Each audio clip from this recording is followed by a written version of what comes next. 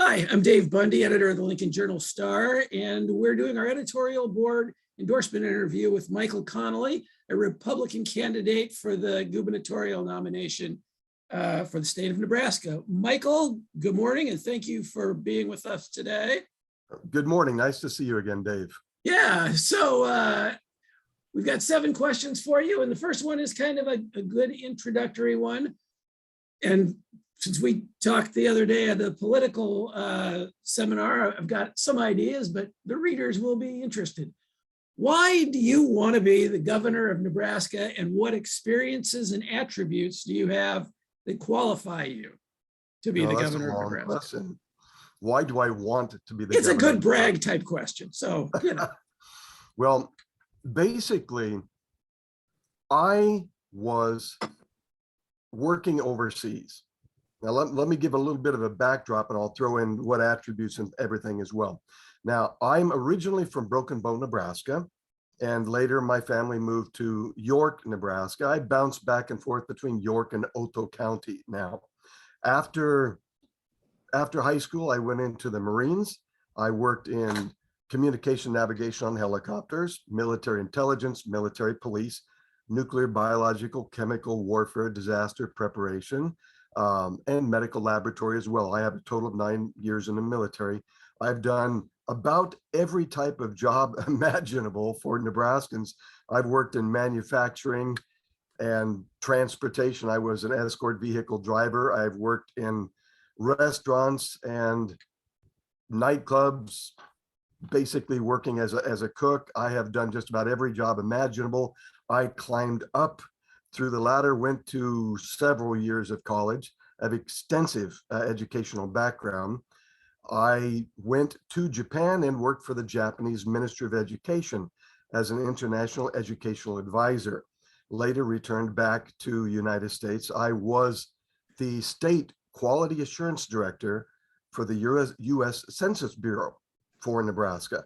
At that time, our group, our team, finished first place in the United States for the fastest time of completion with the fewest errors. And that was the crew that I trained. So I have an extensive executive background. I also have the law enforcement and military background. Then from 2000 to 2016, I was out of the country. I left and I was the educational director for probably the top ranked academic English speaking institution for children in Japan. Now, with my intelligence background, I maintained contact with a lot of my former military friends, and I was watching and monitoring the Chinese military buildup. They are going at breakneck speed, building up militarily. They are preparing for war. And I was watching everything that was happening. And in 2016, I deemed it was necessary for me to come back to Nebraska because everyone here was progressing as if life were normal, just like the Ukrainians were before the Russians invaded them. And I believe Nebraska needs to be prepared. Now, when I came back, there were a lot of other problems: the critical race theory, comprehensive sexual education in schools, election problems, property taxes skyrocketing, a ton of other problems. But the primary initial reason that I came back to Nebraska in 2016 was I wanted to prepare Nebraska to be a standalone state in case, as some places put it, the peanut butter hit the fan.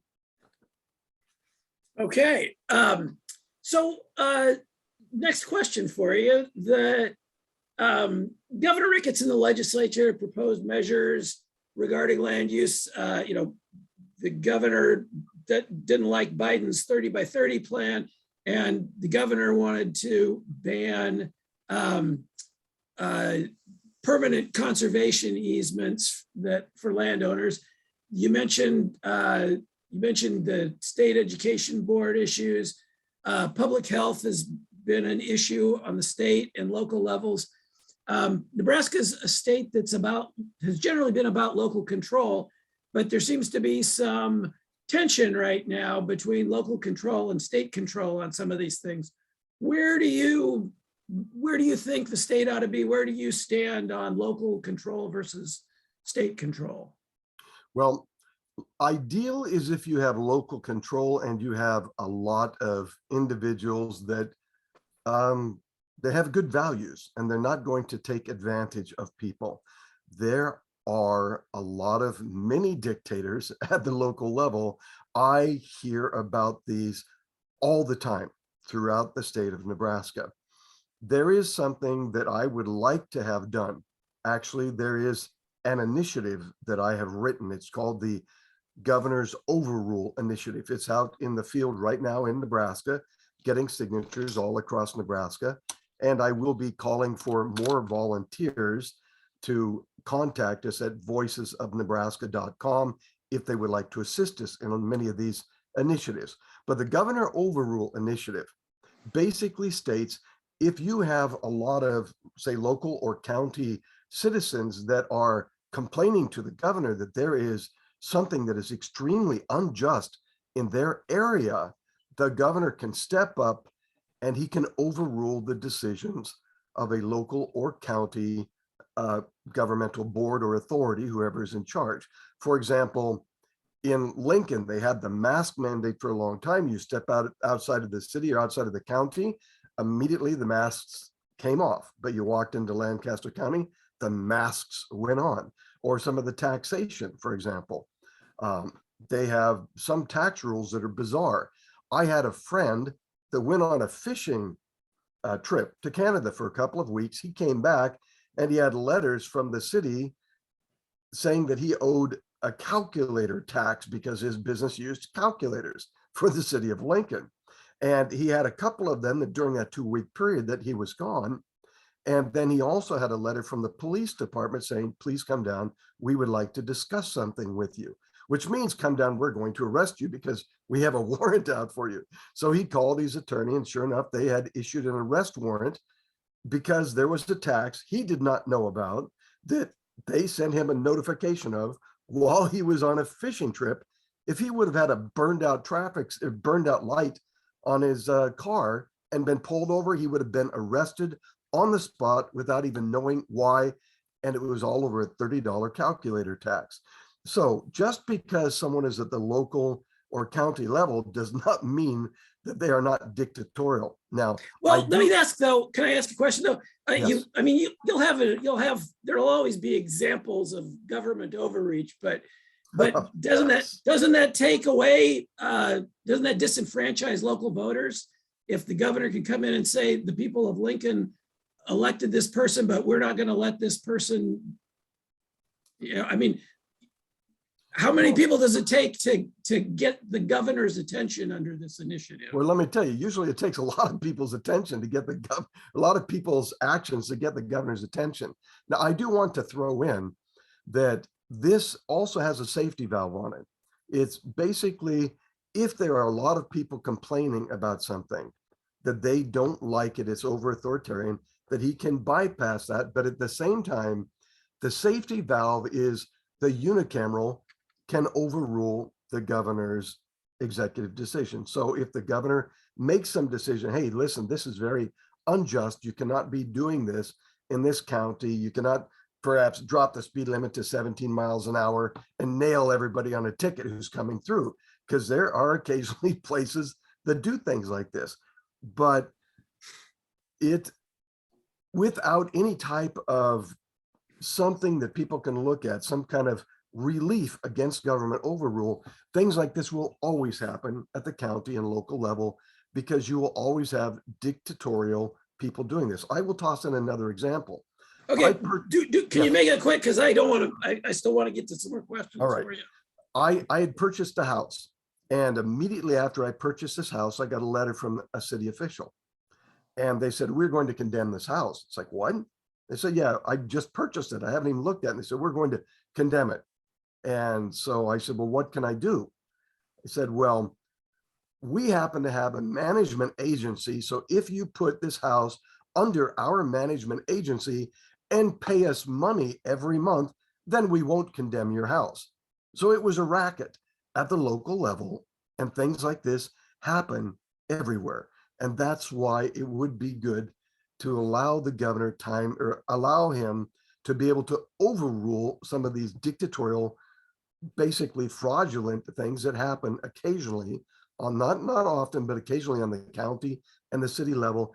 And not only that, but on the down ballot, people do not pay as much attention to the down ballot as they do the top people running in the races. And sometimes people get in and no one knows who they are. I will go ahead and let you roll into the next question.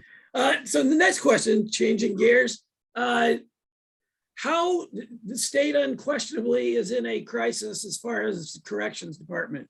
What would be your solutions, your priorities? That is a long answer. Now I will mention that I have multiple relatives working in corrections. I've had relatives working in the nursing section, the basically the psychological type of areas, the prison guards, all across full spectrum. So I have a first-hand look at everything in there. Now, one of the things they tell me is there are some individuals that they don't believe should even be in there.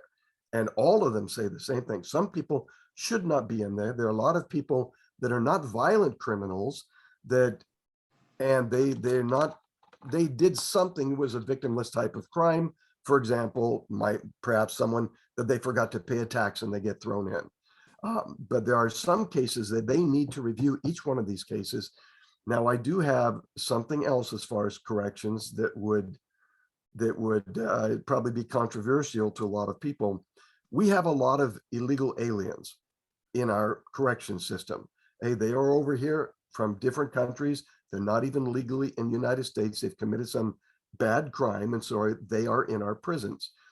It is common that if one prison system is kind of full, that prison can contract with another prison to send the prisoners to some other place, and they pay them the money and they house them there.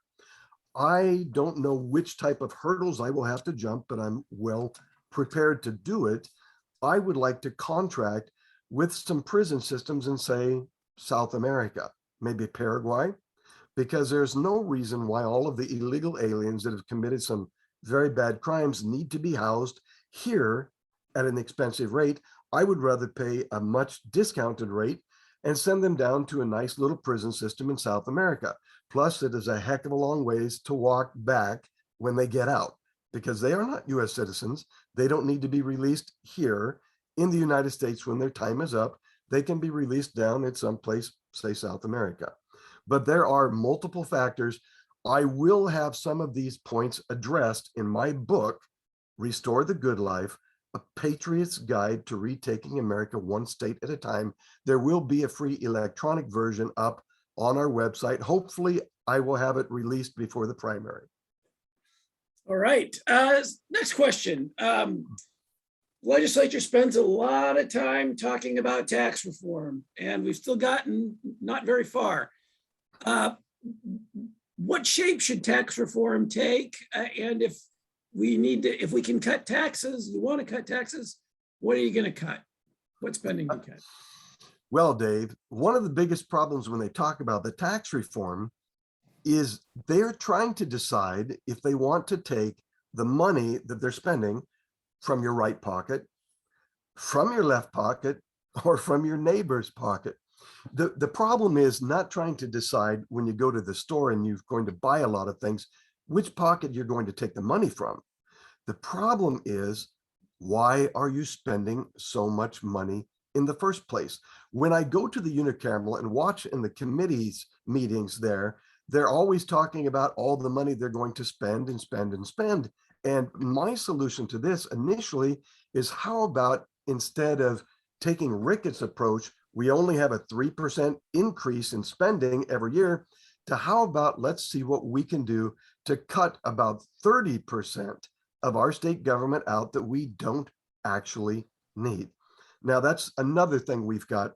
We have another initiative out in the field, the most popular one, that is to replace the State Board of Education, get rid of the commissioner, and make it an Office of Education. We plan on taking that 500 plus Department of Education at the state level, reducing it to about a dozen people that they take care of essential functions only. teacher licensing, accepting foreign or federal funds if we want to accept them, because they generally have strings attached, significantly dropping that expense. And then I have other departments targeted after that. I would like to, as I mentioned before, clean up some of the things in correction so it's not so crowded. I would like to slice and dice the education department. I have people now investigating various things within the transportation and the health and human services department that are wasteful, extremely wasteful. We need to get rid of the waste first of all. Then, now, keeping that in mind, that will drop property taxes significantly. But then there are some other taxes that we have that are extremely detrimental to our agricultural areas, including the inheritance tax. We have farms out here in Nebraska that the children cannot afford to maintain the family farm. If a relative passes away and they bequeath them the farm, they have to sell it because they cannot pay the inheritance taxes. They're so expensive. That's the number one thing that needs to go away. Now, a lot of local and county authorities will tell you, hey, we need that inheritance tax, or we don't have enough money to pay these unfunded mandates across the state. Because the state legislature will say, listen, you guys need to do this, this, this at the county level, but then they don't give them the money for it. We should not have any unfunded mandates from the state dumped on the city and county areas. If the state wishes the county and city to do something, the state needs to fund it. Now, there are some other taxes out there. One is the EPIC tax. That is the one that eliminates the property, income, and corporate taxation. Now, I like the general idea of that, but there are multiple factors that do need to be changed. The bill that we have out there right now is not adequate. The EPIC tax basically is kind of like a sales tax on new things. There is a little safety thing thrown in for those of low income, so they will get some money to cover that. But they don't take into account things like the velocity of money. In 911, when the airplanes crashed into the World Trade Center building, people started hoarding their money. The velocity of money means how fast the money moves back and forth throughout society. If the velocity of money drops like a rock, people are not buying all of these new things like what happened in 911. I knew many businesses that almost went bankrupt because they stopped selling things. And then supply chain disruptions. Right now, you go to a lot of the car lots, they're almost empty. They don't have any new cars to sell because they don't have the chips to finish the cars.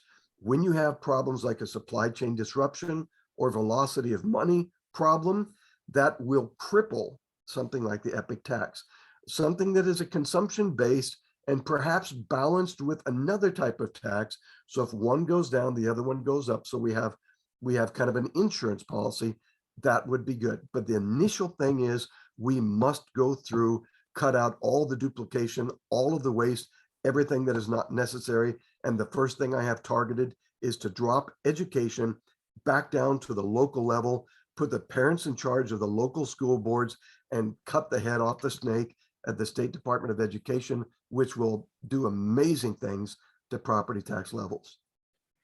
All right. You mentioned earlier election security. So do you believe that efforts to investigate the 2020 election in Nebraska are warranted? Should the state's election laws and procedures be changed? And if so, how do you make sure that people are not disenfranchised? Wow, that's a big question. That could be really deep. I was up at the Unicameral in one of the committees testifying actually about one or two people before Dr. Frank. Dr. Frank is the statistician who works with Mike Lindell, but we are of the same mindset. I'm a numbers type of guy. I'm the type of guy that if I don't like the mathematical formulas that I've got, I make my own mathematical formulas. So I'm a numbers guy. And when I look at the numbers of everything in Nebraska, with the election results, I laugh because it's a near mathematical impossibility, some of the things that happened. Now some of it might just be from a little carelessness and sloppiness, but let me mention that there has always been a voter and election fraud forever. And it's just as we become more technologically knowledgeable, then the voter fraud becomes more sophisticated. There are, I believe it's about a dozen counties in Nebraska that have more people registered to vote than the people 18 years old and up in that county. Now, that's a problem. We are working at the both, Jennifer Hicks, running for Attorney General, is pushing at the state level to try to get some changes done. I am working with some individuals down at the county level to see if we can clean up our registration rolls, because we have a massive number of individuals that are on the voter rolls that should not be there. People who have moved, people who have died. And the thing that's really suspect about that is they do the election, and then after the election, then they clean off the voter rolls. It's like, wait a minute, shouldn't you be cleaning off the voter rolls before the election? Because if you dump 20 or 30,000 people after the election, it makes it look like you're hiding a cheat, is what it looks like. But there are a lot of things that need to be done. As far as investigating things, I believe that whoever becomes the next governor needs to use the state patrol or some other law enforcement agency to find the most suspect election districts, to go through those just door at a time, one door at a time, and verify you were there, you indeed did vote. We want to make sure that we did not have any fraudulent activity. If they find fraudulent activity, I believe that they need to take appropriate legal action, arrests, indictments of the organizations that are under control. Now, a lot of people don't know there's a computer system. It's called the ESS computer system in the state of Nebraska. The contract with that election computer system states that we are not allowed to look into the computer to make sure everything is working correctly.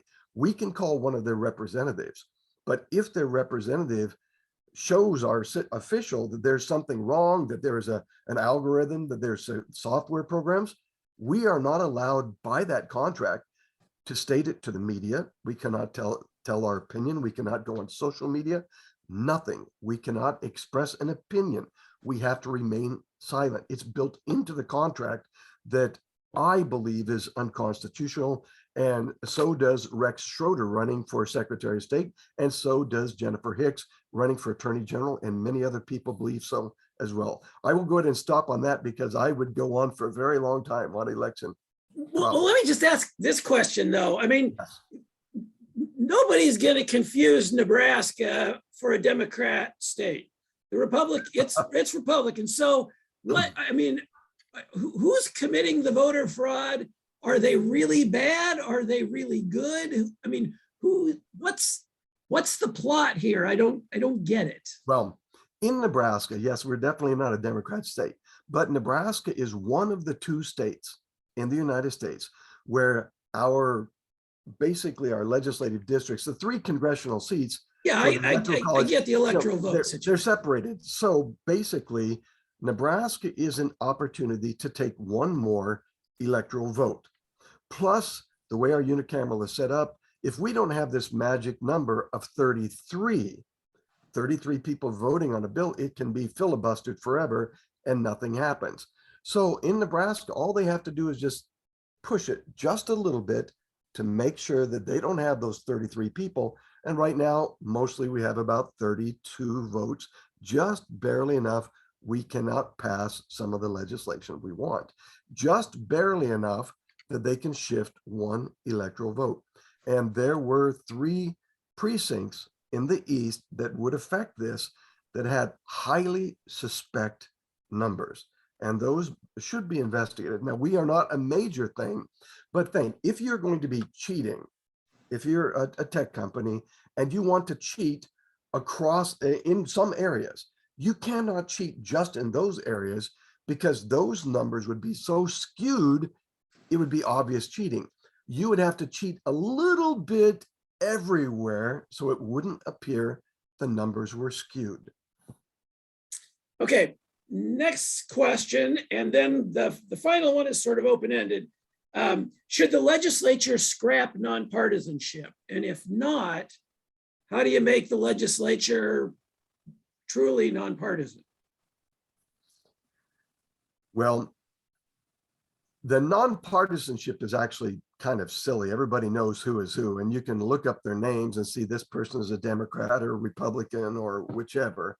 I don't think there is any benefit to having it being called nonpartisan. The only advantage is if you are in some government or military positions and you're running for a nonpartisan race, you may maintain your position. Now, that would have been helpful for me. I worked for the Department of Defense part-time. And when I announced, when they found out that I had announced I was running for governor, because it is not a nonpartisan, I was forced to resign from the Department of Defense. I was not allowed to stay in. So that is an advantage to people, that if it is listed as a nonpartisan, then, and you're working in some type of government, say military, defense, whatever organization, you can maintain your position. You can continue your employment with that, because our unicameral is not a full-time position. It's just a few months in the beginning of the year. But let me take just a slight tangent off of that. Personally, I believe the unicameral needs to be restructured. We have a unicameral that we call them senators, but they're not really senators. They're representatives. The unicameral is based almost on just population throughout Nebraska. Now, originally in the United States, we had the House of Representatives and we have the Senate. And the reason was because the small states said, hey, we don't want the population of the large states to completely overwhelm us and control everything we do. And the large states said, well, you don't have very many people in your area. We don't want you to control us. And that is why they made both houses, one based geographically, one based on population. Well, currently in Nebraska, we're based only on population. So as time goes by, Lincoln and Omaha gain more and more authority, and the rural areas lose authority. Now, I could see in 20 years, Lincoln and Omaha senators saying, we declare beef to be illegal and we want to have fake meat everywhere throughout Nebraska, and totally cripple the industry. Because we've got some people in the unicameral now who think like that. They don't realize that by taking an action like that, they could cripple Nebraska. I personally would like to have the unicameral completely restructured. I would like to see it in session the entire year. We have a lot of excellent people out there that would be very, very good in the unicameral if the session were extended the entire year. And then plus only being able to submit new bills the first 10 days. What happens when we have a problem that doesn't come up and we don't already have a bill prepared for it? They need to be able to accept an emergency bill in there very quickly at any time. And something else I would like to do, instead of making it a straight population-based representative, I would like, if we keep the unicameral, I would like to make it a hybrid mix of a Senate and a House of Representatives, basically. So it's not just population-based, but it's also a little bit geography-based. Perhaps a 1-to-9 ratio. Maybe you have 9 counties here and 1 county here, but not take 1 county and break it up into 10 or 15 and eventually 20 small pieces and have all the representation coming from one city. That will wipe out the influence of all of the rural areas in Nebraska. I would like to have a hybrid unicameral mix. In fact, in July, when the next initiative session begins, that you can submit initiatives, I will submit a unicameral restructure initiative as well, because if we cannot restructure the unicameral, then we need to go back to a bicameral so the rural areas of Nebraska do not get wiped out in representation. All right, we've got just a couple of minutes, and the last question is a simple one. What did I not ask you that you wish I had asked you? A nice open-end one. All right, there are so many issues that popped up. When I came back, it was like this. You've got a box over in the corner and you see a cockroach run under the box, and you get your swatter and you think, I'm going to get this cockroach. And you go over and you pick up the box and 1,000 of them run out. Well, that's what happened when I jumped into the race. I have people calling me up about the fraud in Nebraska, the comprehensive sexual education in the school, the critical race theory happening all over the place. And I would love to go into detail on all of these, but we have an issue of critical race theory, and it needs to completely end. It is a distorted, twisted view of our history that takes one small piece and ignores all the good factors. We have the comprehensive sexual education. If someone watches Mind Polluters with Mark Bonkovich's Nebraska for Founders Values, they can see the background and history of where that came from. And then the crazy attack on women.